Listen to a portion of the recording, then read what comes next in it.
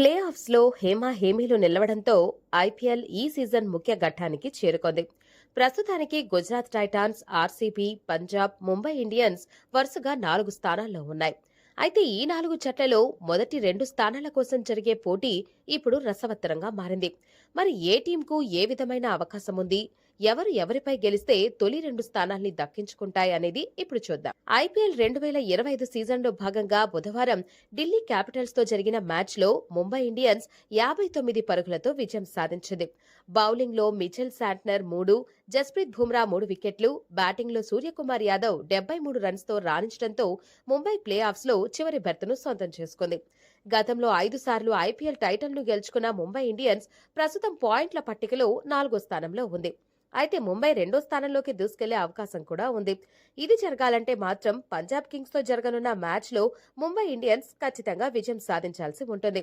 16 పాయింట్ల పట్టికలో 4వ స్థానంలో ఉంది. జైపూర్ వేదికగా మే 26న పంజాబ్ కింగ్స్ తో మ్యాచ్ జరగనుంది. లీగ్ దశలో ముంబైకి ఇదే చివరి పోరు.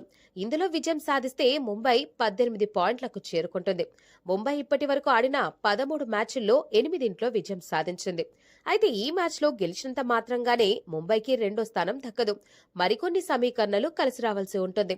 ప్రస్తుతం 18 పాయింట్లతో ఉన్న గుజరాత్ టైటాన్స్ మొదటి స్థానంలో, 17 పాయింట్లతో ఆర్సీబీ, పంజాబ్ కింగ్స్ 2, 3 స్థానాల్లో ఉన్నాయి. గుజరాత్ టైటాన్స్ లీగ్ దశలో Lucknow super Giants, Chennai super Kings తో ఒక్కో మ్యాచ్ ఆడాల్సి ఉంది.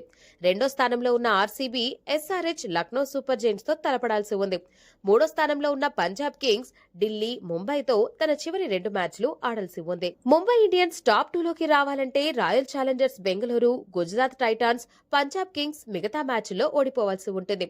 అలాగే పంజాబ్ కింగ్స్ తో జరగాల్సి ఉన్న తమ చివరి మ్యాచ్లో ముంబై ఇండియన్స్ ఖచ్చితంగా గెలవాలి.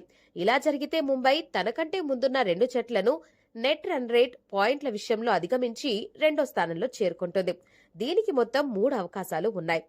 1, ఆర్సీబీ, పంజాబ్ కింగ్స్ లీగ్ దశలో మిగిలిన తమ 2 మ్యాచ్లను ఓడిపోవాల్సి ఉంటుంది.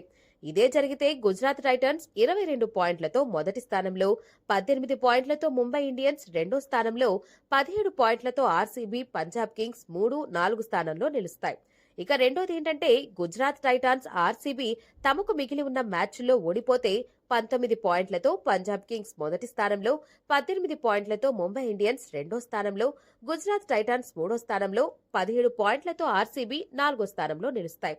చివరి ఛాన్స్ విషయానికి వస్తే ఒకవేళ పంజాబ్ కింగ్స్, గుజరాత్ టైటాన్స్ మిగిలిన మ్యాచ్ల్లో ఓడిపోతే 21 పాయింట్లతో ఆర్సీబీ మొదటి స్థానంలో, 18 పాయింట్లతో ముంబై ఇండియన్స్ 2వ స్థానంలో, గుజరాత్ టైటాన్స్ 3వ స్థానంలో, పంజాబ్ కింగ్స్ 17 పాయింట్లతో 4వ స్థానంలో నిలుస్తాయి.